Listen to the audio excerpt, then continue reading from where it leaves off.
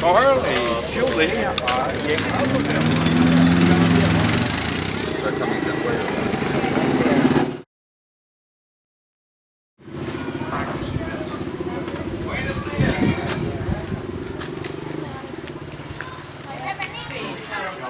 ¿Puede pasar?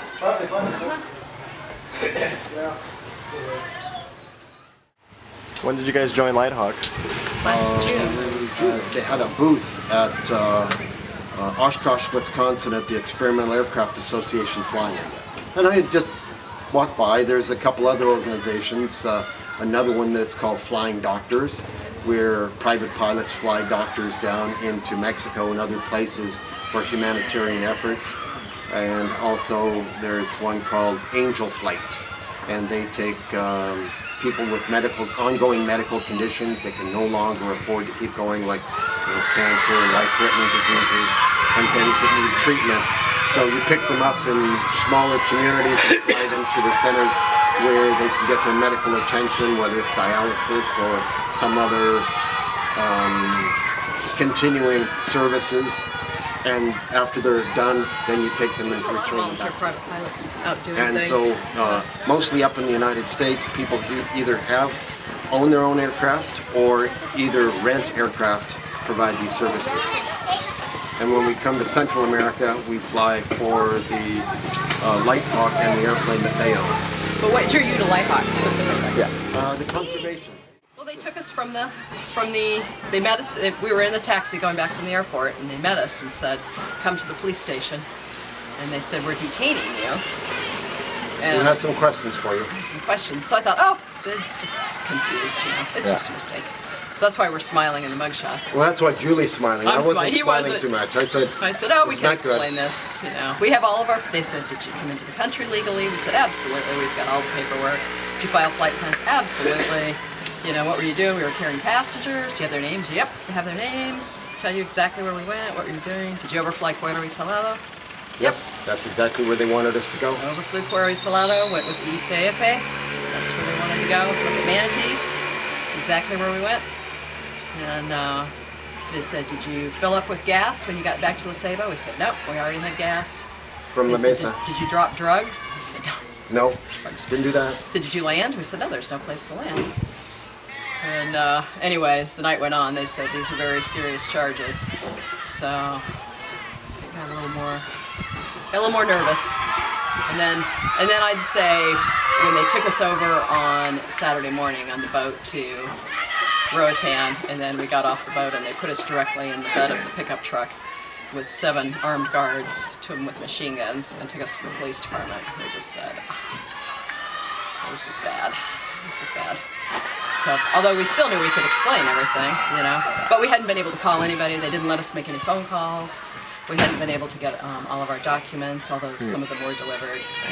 So, no handcuffs. When we were here, we didn't have to sleep in the cell. They let us sleep in the police barracks, locked us in there, so that was nice. We had a bed. You guys together? Yeah. Yes. We went to the police department, then they took us over to the Fiscalia. Irma Brady from Bica showed up, so Armando had contacted her. You might explain, Vika. So Bica, Bay Islands Conservation Association, the operator is here.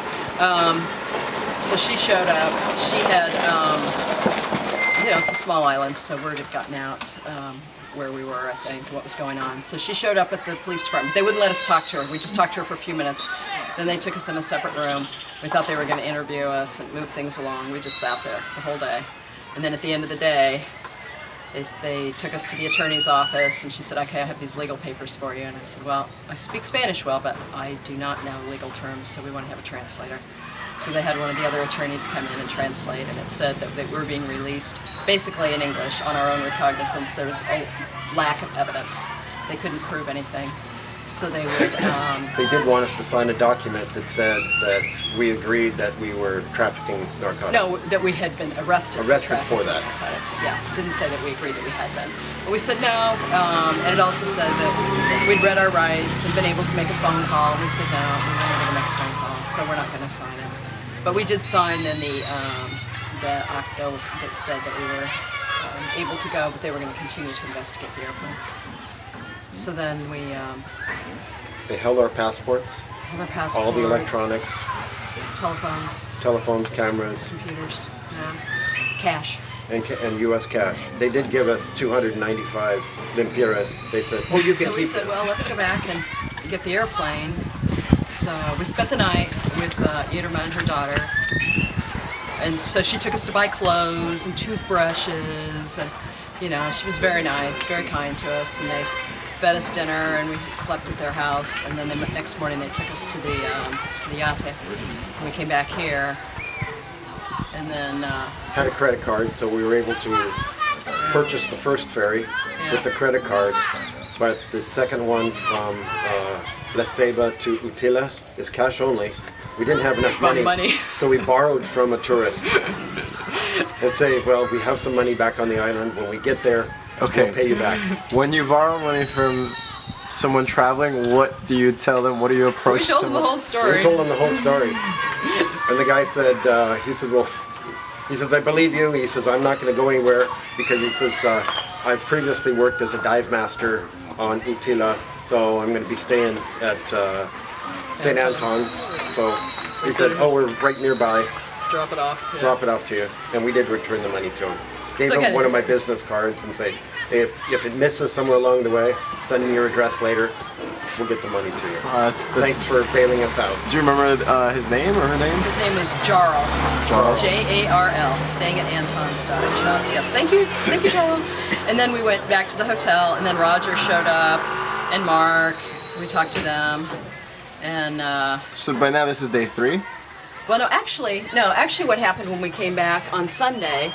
We got back, and as soon as we got back, we went to our hotel, and That was the same day. And the hotel owner said the taxi driver just called and said that he just delivered 2 detectives from the Lucha contra Narcotráfico out to the airport. So we said okay. So they were very reasonable. It was. They said obviously there's been a terrible mistake, lamentablemente, but investigation has been started, so we need to follow through with it. So I told them through Julie, whatever they would like to have opened up, I'm very happy to do that for them, so that they wouldn't be any damage to the aircraft.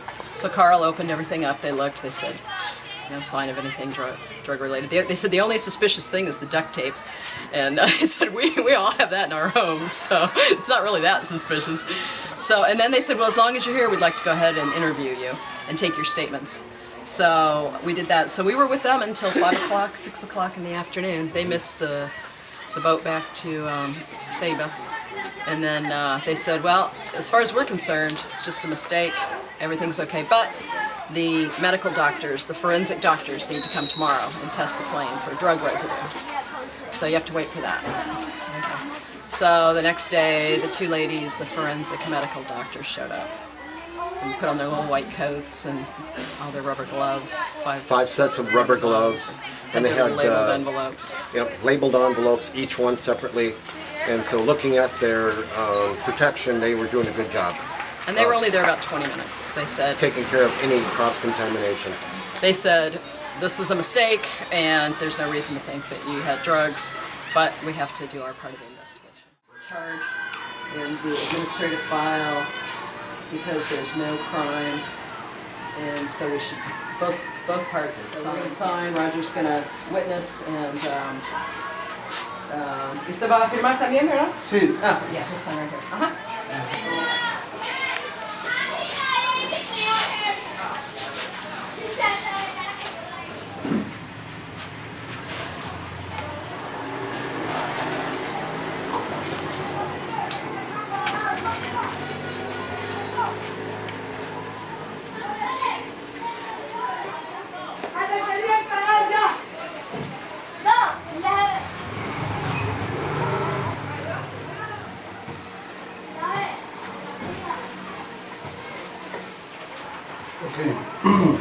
Ahora tenemos que ir al aeropuerto para hacerle yo entrega formal de la avioneta y me van a firmar la cadena de custodia como que ustedes recibieron la avioneta y la llave una vez en el... Ok, ya llegando allá. Sí, gracias. Ajá, Vamos gracias al por... aeropuerto. Ajá. Okay.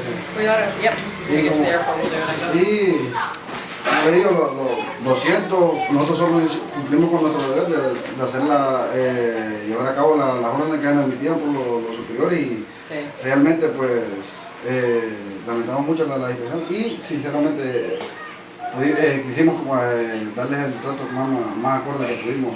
Sí, sí, lo hicieron, muchas gracias. Ajá. Sí, nos trataron muy bien. Ajá. Y me va a poner 12.25, va a poner 12.26, un minuto después de la calificación.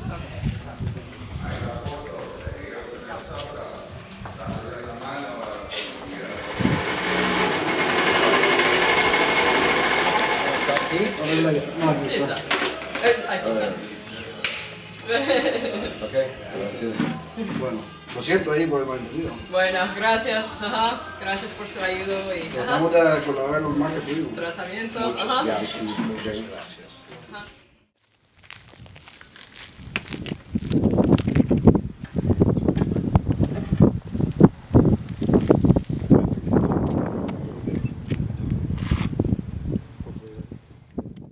Yeah, well, first of all, Lighthawk. Lighthawk has been great support, helping us from the board and the staff on down, especially Armando Ubeda.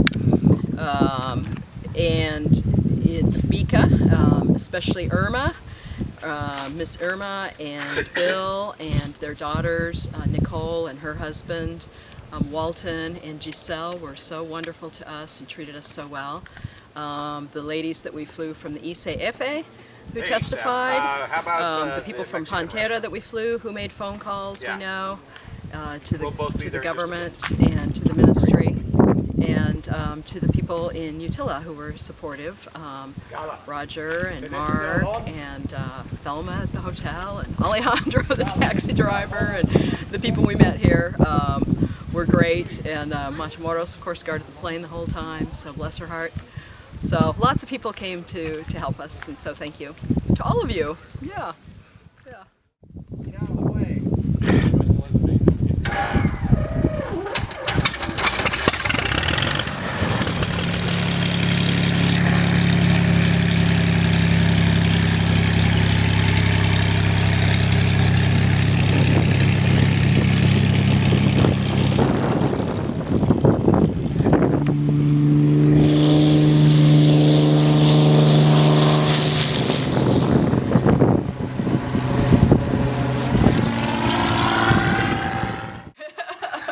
I love you. I'm sorry I got you into this. I said, I think we'll be able to work it out, Carl. I said, Julie was always very positive. I was. which I am anyway. If Julie wasn't here, I think I would have been in prison forever. At least confused. Since we are newlyweds, Are you really? only been married for 39 weeks. Congratulations, I didn't know that. Thank you. Yeah. August 5th. Congrats, guys. Thanks. I'm glad to hear. The newness has not worn off yet. No, nice. Keep that around. Well, I'm sure doing stuff like this, it's never gonna get old, you know? Oh, yeah, no. Yeah. Yeah. We're very lucky to be able to do things like this. Yeah. We do have the record, Very though, fortunate. with Lighthawk. There's been 2 other volunteer pilots that have been detained, but one was for 6 hours and the other one was for 24 hours.